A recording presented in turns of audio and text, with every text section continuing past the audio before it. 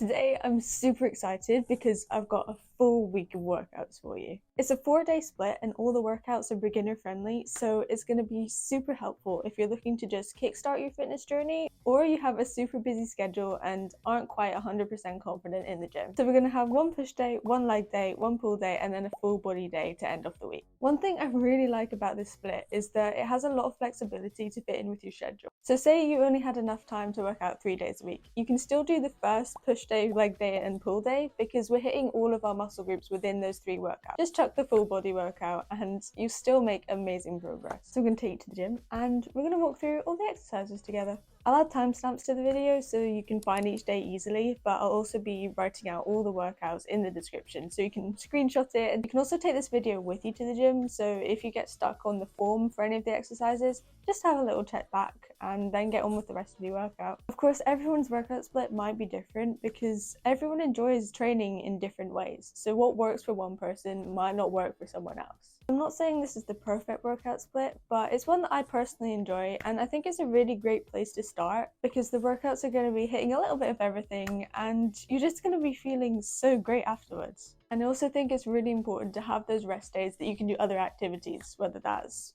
a full-on rest day, walking, hiking, or other things you like doing. All in all, a really flexible split, but one we're going to have a lot of fun with, so let's head to the gym. To make sure you don't get injured during your workout, warming up is so important. So before each of our workouts in our 4-day split, we're going to do 3 to 5 minutes of light cardio, followed by some dynamic stretches.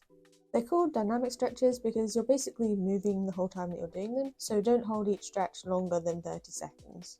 I like to do dynamic stretches for both my upper and lower body, regardless of whether it's an upper body or a lower body workout. This just means that all of my joints are going to be mobilized and the blood's going to be flowing everywhere it needs to be, so I just have the lowest chance of getting injured in that workout.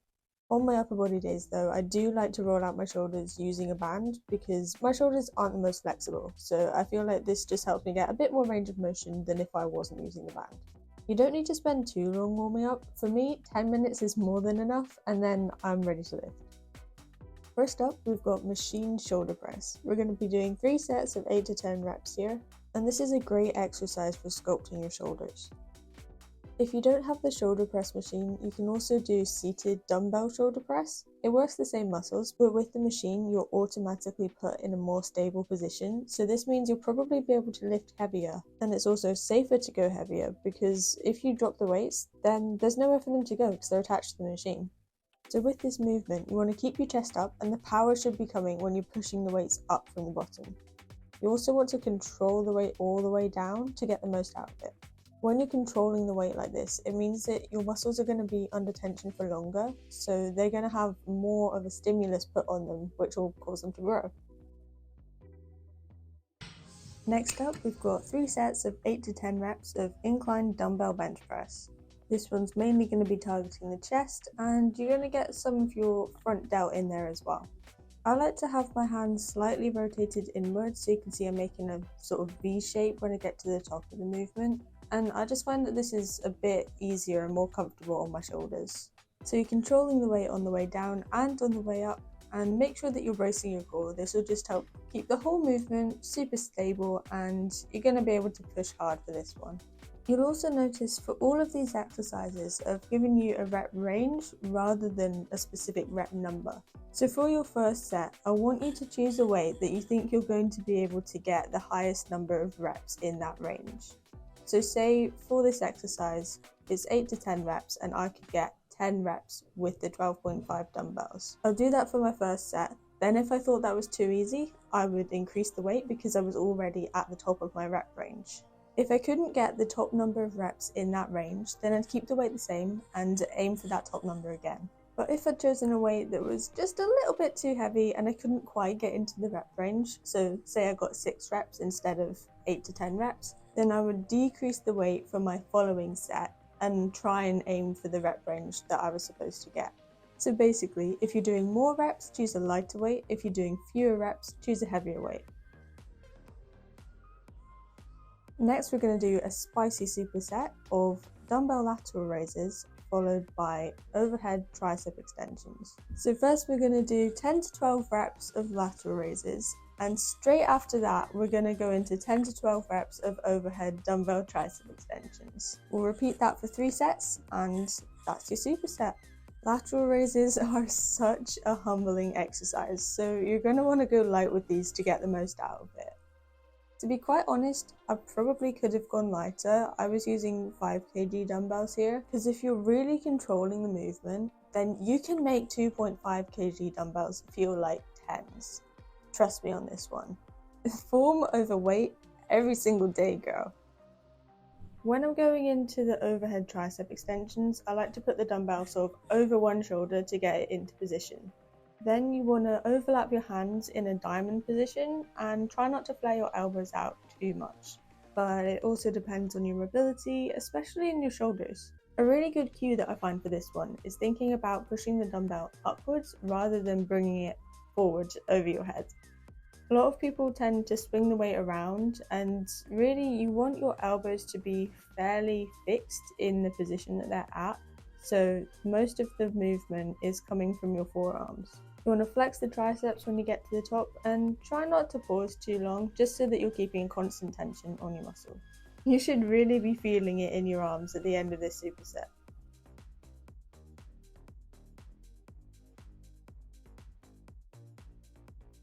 And to follow that up, we're doing 3 sets of 10 to 12 reps of plate front raises.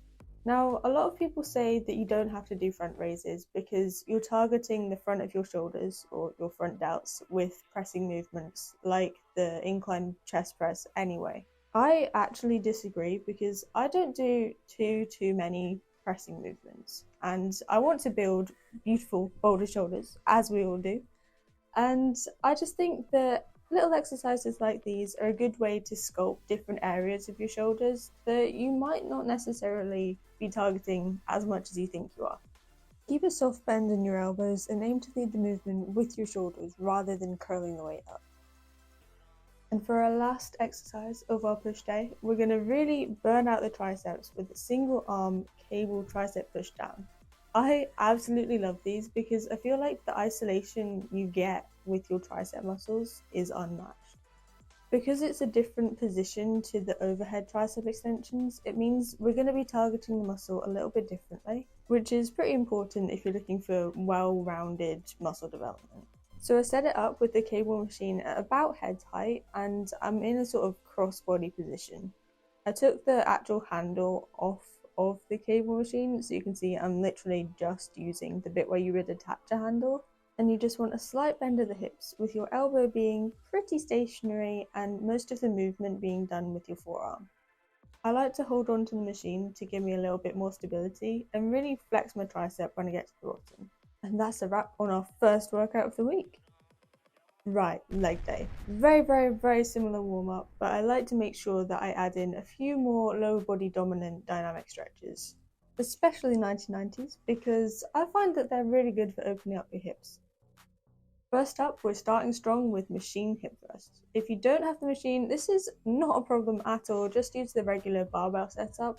But for beginners, using the machine is amazing because it gets you in the right position and just helps you to get used to the movement.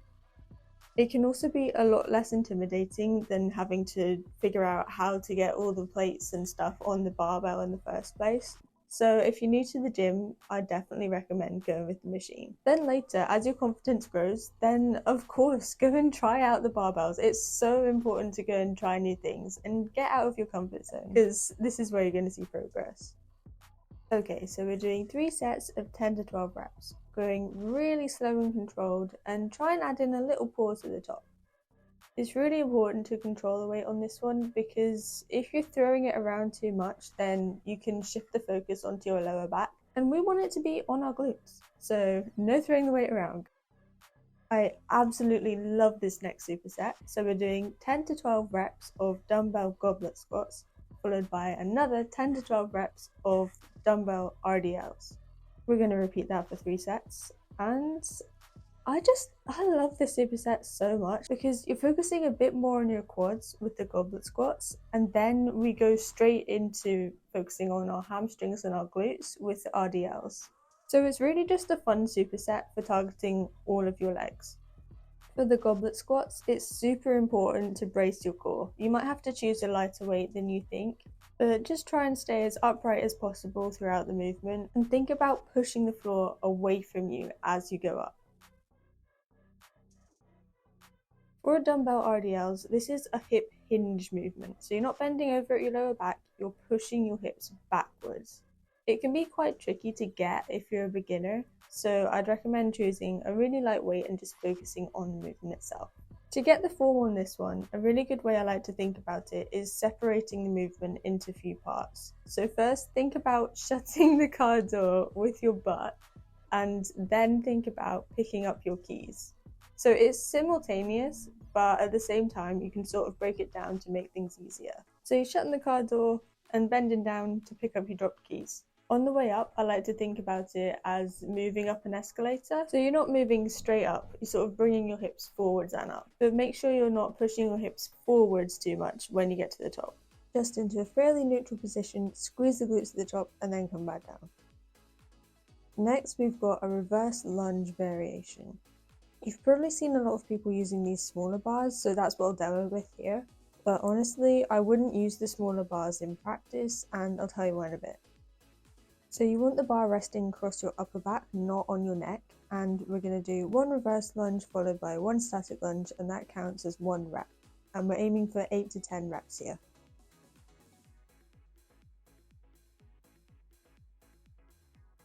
Once you've done 8 to 10 reps on one side, take a 1 to 2 minute rest and then go on to do your 8 to 10 reps on the other leg. If you're not confident using a barbell, then you can easily swap it out for 2 dumbbells. I am not a fan of these small barbells because, as you can see, when I finish my reps, I can't get it off my back, like over my head. This is partly because my upper body's a bit fatigued and also because my shoulder mobility is not that great. So it means I have to bail the bar, which is alright, but not ideal. So what I prefer to do is use an actual barbell. This also means that I can lift heavier because your legs are a lot stronger than your upper body. So when you're using the smaller bar, your upper body is probably going to be the limiting factor, which means you're leaving gains on the table. You don't have to worry about dropping the weight, and even if you do, you've got the safety racks there to catch the weight anyway. And when you're finished your set using the regular barbell, it's super easy to just walk forwards and re-rack the bar. But all in all, it really comes down to personal preference, and if you prefer the smaller barbell, then do what works for you. Next, we're doing 2 sets of 13 to 15 reps of cable kickbacks. I won't go into too much detail here because I have a whole glute workout on my channel anyway, so you can check that out if you want to know the exact form. But as you can see, I've got one foot crossed over the other one, so I'm in a more stable position and holding onto the machine, leading the movement with my hip rather than with my foot so that I can really focus that tension on the actual glute muscles. And as always, we're controlling the weight all the way up and all the way down.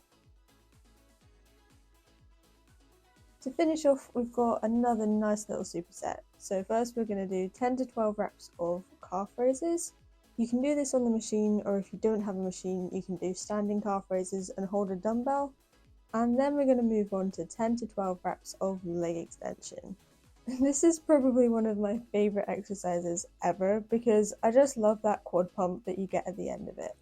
You really want to focus on squeezing your quads when you get to the top, and you can even add in a little pause there as well. Also, when you're setting it up, you want to make sure that the seat's adjusted so that your knees are in line with the pivot point.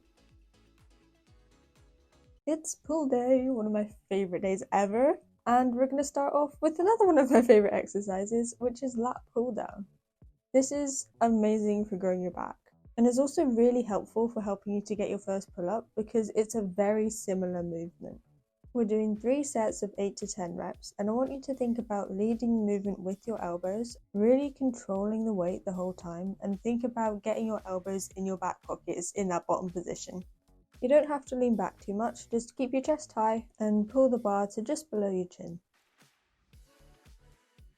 The next exercise is seated cable rows. Now, your gym might have a cable row machine. Ours doesn't, so I'm going to show you how to set it up with a regular cable machine. So you want to grab 2 handles and attach them both to the same cable. Then we're going to adjust the height of the machine so that when you're pulling towards the bottom of your rib cage. You want to pick a weight that's light enough to allow you to lead the movement with your elbows and your back rather than pulling with your biceps. You want to keep your back straight, but then lean forwards a bit to get a stretch on those lats on the way forwards. It might take a few tries to get used to the movement, but once you've got it down, you can get a really good mind-to-muscle connection, especially with the lower parts of your lats. And we're going to do 3 sets of 10 to 12 reps. Next, we're moving on to cable curls, and we're going to use the easy bar attachment for this one. It can be a little awkward to set up, but standing with your back to the machine, you want to bend down to pick up the bar, and curl it upwards, keeping your elbows in a fairly fixed position. We're doing 3 sets of 8 to 10 reps, and I really like using the cables for this movement because it allows you to get constant tension on your biceps on the way up and on the way down, rather than the dumbbell variation where it's easier to use momentum and you're not going to be getting tension on your biceps the whole time. I probably should have gone for a lighter weight because you can see as I get to the last few reps, my elbows start coming forward a bit. And really, the main part of your arm that you want to be moving is your forearm. So if you notice you're doing a similar thing, just lighten the weight and go from there. For the next exercise, we're going to use the exact same attachment, but just move it to the highest setting on the cable machine, and we're going to do cable lat pullovers. Using the cable machine is a really good tool if you feel a bit self-conscious when you're in the gym, because you don't have to be moving around to different areas and you can just do your workout in the same place. This can really help build your confidence as well, so it's something I'd recommend if you are feeling a bit less confident in the gym. So we're doing 3 sets of 10 to 12 reps, and for this one you want to make sure that you've got a little bend in your elbows, but you're leading the movement from your back. It can be quite easy to treat this as like a tricep pushdown, so to avoid this I just like to use a lighter weight, focus on bringing the bar down towards your hips and really just focus on your lats. If you find that you're feeling a bit unstable with your feet together, then just use a staggered stance because this is going to help keep you a bit more stable and you'll be able to lift heavier as well. For our last exercise, we're going to do cross-body hammer curls. This is another favourite of mine, especially as a burnout at the end of a session. So again, you want to keep your elbows in a fairly fixed position, and we're going to be doing alternating hammer curls. I find this really helps me focus on one bicep at a time. So 3 sets of 8 to 10 reps, and that's 8 to 10 reps on each arm.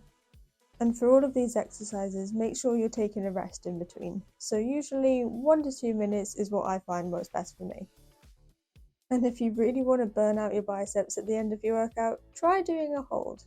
Trust me, it is harder than it looks after a long session, and you won't last as long as you think. At least, probably not. Okay, last workout of the week is a full body workout, and this one is gonna be spicy. We're gonna start off with a little combination move of barbell RDLs into a row. You want to choose your weight depending on how much you can row, because you'll usually be able to RDL more. I initially chose 10s on each side because I can RDL a lot more than that, and I wasn't able to row that amount. So make sure you choose the weight based on how much you can row. So we're going to start with the RDL, very similar to what we were doing with the dumbbells on our leg day. And when you get to that bottom position, we're going to do the barbell row. So you're pulling the bar towards your waist and then back down again. This is a really good full body movement because once you get into the flow of it, it just feels really natural. And we're working our back, our biceps, our hamstrings, our posterior chain. So you're hitting a lot of muscle groups with just one compound exercise. We're doing 3 sets of 8 to 10 reps where 1 row and 1 RDL counts as 1 rep.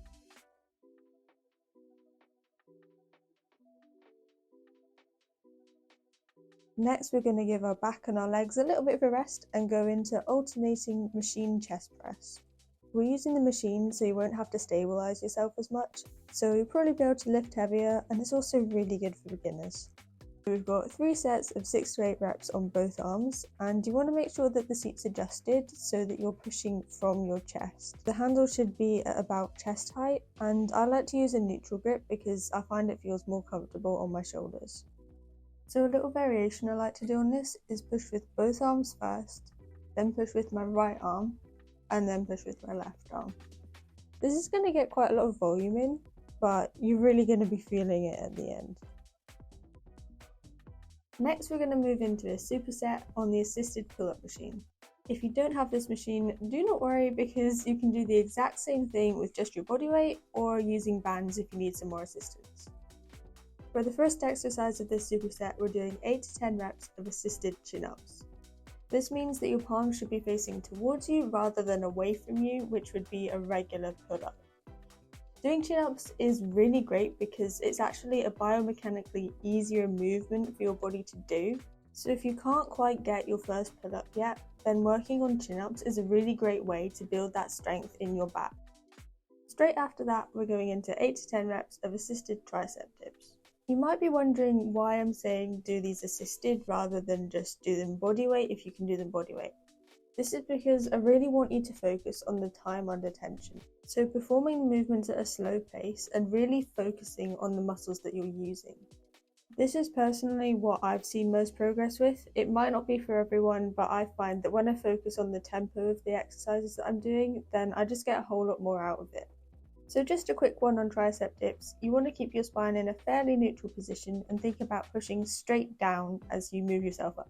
And I know getting off the machine can sometimes be a little bit of a scary part, so just kneel off with one leg gently and then let the weight rise up with the other one.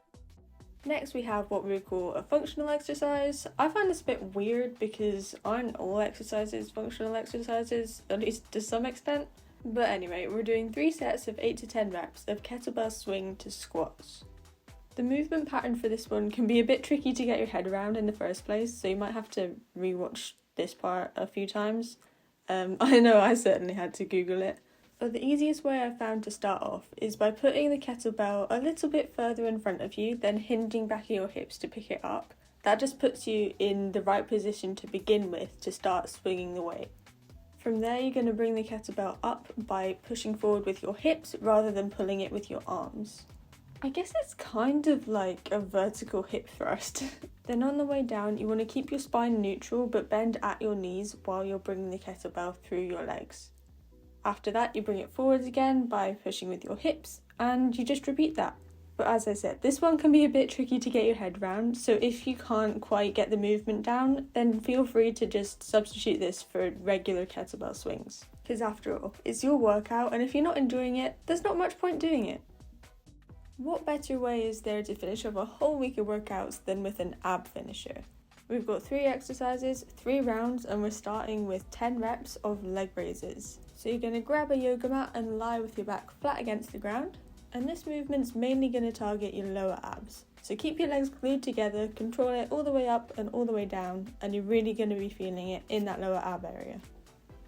Next, we've got 8 reps of weighted Russian twists. Now, if you don't want to use a weight, don't use a weight, but I find it really helpful. You can either do it this way, where you're pushing the weight up, which I really like because it makes it a bit more of a dynamic movement, or you can do it with your legs lifted, rotating your upper body so you're touching the weight on the floor on each side. You want to have a slight lean back, but I prefer to have my feet planted on the floor. I just feel like this is a more stable position and helps me to focus more on working my obliques. Finally, we've got 8 reps of partial sit-ups. Technique is everything on this one, so I want you to hold the weight out in front of you, not bend your neck over too much, and really try and lead the movement using your abs. So we're mainly engaging our upper abs to help us move our body upwards and then to control us on the way back down. It's not a race for this one, so take it slow and you'll be feeling it by the end.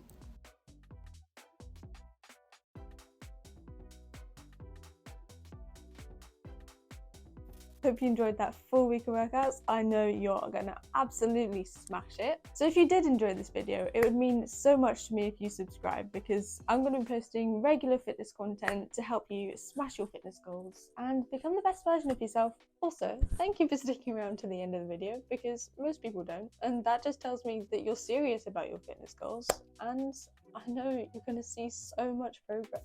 So if you want to try out one of my super intense leg days, then you can check it out here. You're gonna love it. Okay, bye.